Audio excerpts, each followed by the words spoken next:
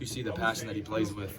So it's unbelievably happy for him. Obviously, starting the season as a 2, kind of the same situation I was in, kind of in a rotation deal, with the fact that he kind of with an injury to strib, and he stepped right in. He was already, I'd say, the emotional leader of the team. As you heard, he came to BYU and talked to us at halftime. He was already that emotional guy.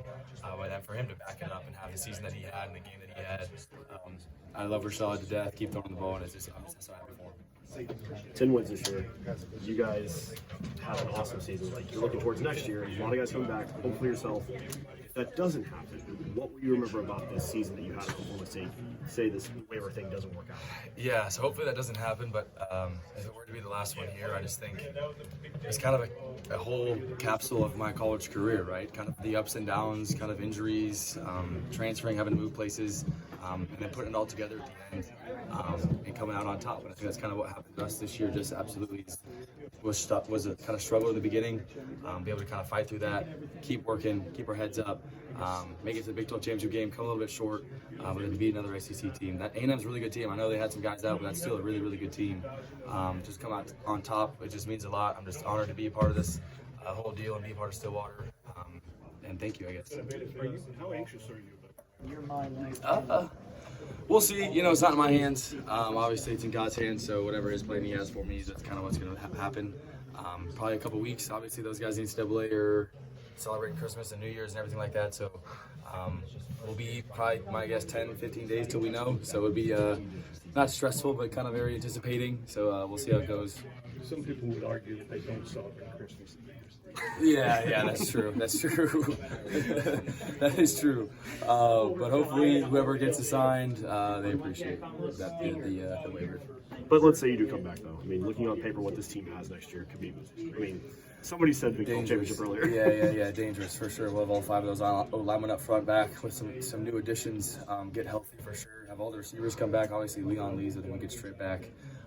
But yeah, I just want to give love to Leon. Obviously, he made a decision in the middle of the year to burn his red shirt and come out and play the final 6 games. Had some unbelievable catches tonight, but I think improved his draft stock. He's an unbelievable player. Obviously, 6'5", can run, can go get it, runs crisp routes. So just obviously, it's sad to see guys like him leave and Josiah leave and Cass leave. But other than those 3 guys, there's potential for every single person that you saw on the field tonight to come back. Alan, you got they cut it to 1 possession. 5 minutes left. You go out there and you gotta make first down, but you want to bleed clock too. Yep. And either 4 or 5 of your first 6 plays were throws. Yeah. How much did that please you? That they kept the throws. Yeah. You know, even when the game is that 1 is to true. 9, you're still throwing it around. Yeah, I think we were gotten a rhythm early. I think we kind of knew what coverage they were going to be in cover 1. And I think we liked our guys outside. A couple of them were kind of some run pass option deals where it is a run called with a pass tag. And we say, all right, we're either going to hand it off to Ollie, but if it's man, throw this. Well, guess what? They played man the whole time. So it was man, and I threw it every time. So that's kind of how that did work. They did have some throws called into that drive. But a couple of RPOs that we had the right look that we wanted and we took advantage of. The second touchdown to Rashad, you seem to be directing traffic before the snap. Kind of what was going into that? Yeah, so I wanted to get into cover 0 check. They were bringing an all-out blitz. And normally you get into cover 0 check with a tight end. We were unfortunately in 20 personnel, so it was Ollie and Sessi, the freshman back there. So I was trying to get everybody as lined up, slide the line to the left, have those 2 guys go to the right. It was pretty loud. It's 3rd down. And realistically, all I wanted to do was just catch the ball and throw it to Rashad. So it doesn't matter if everybody just took a seat on that play. The ball was going to be out early. So that's kind of, I was trying to direct traffic. I was trying to get everybody in the right position, but I said at the end of the day, I'm just going to catch this thing and throw it up. So that's kind of what happened. He made a great route, made a great catch.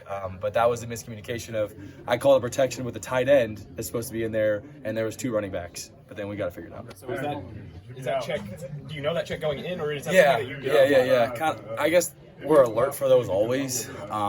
We weren't exactly like, hey, on this play, we're looking for cover 0. But it's kind of, hey, if you see it, kind of the wall's about to fall off and everybody's coming, you can check to that.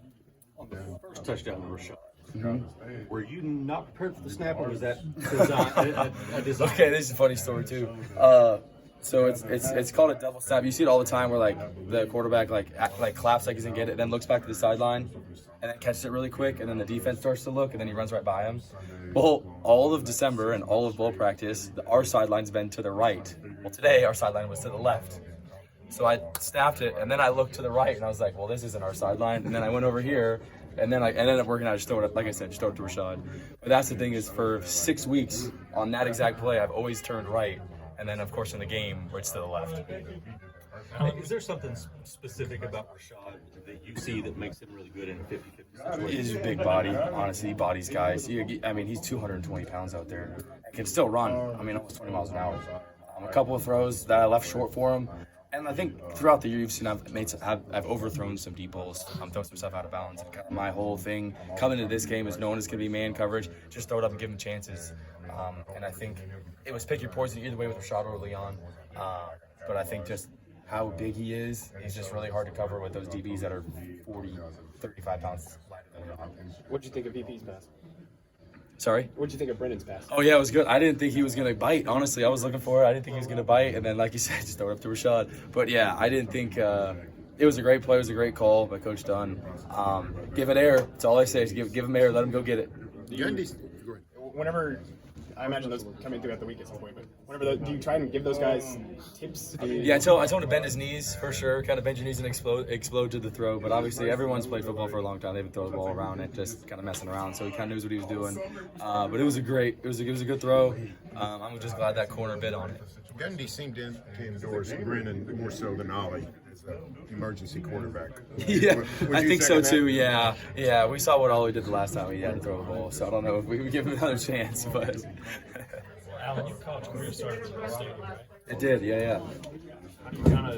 I know you've been very clear you want to come back, but does it kind of feel Full that circle. Oh my gosh, unbelievable. I remember on those sidelines freaking 6 years ago. I just looking at my buddy, just saying like, "Hey, this is so crazy that we're even in this situation." You know what I mean? And I mean, not even 30 seconds later, they're boom, we get warm. I'm like, what? Get out there, run in there, and kind of let it rip, let it fly. And I think just to kind of have the game that we had tonight, in the game that happened 6 years ago against Ole Miss, it was just kind of just cool to close it out the right way.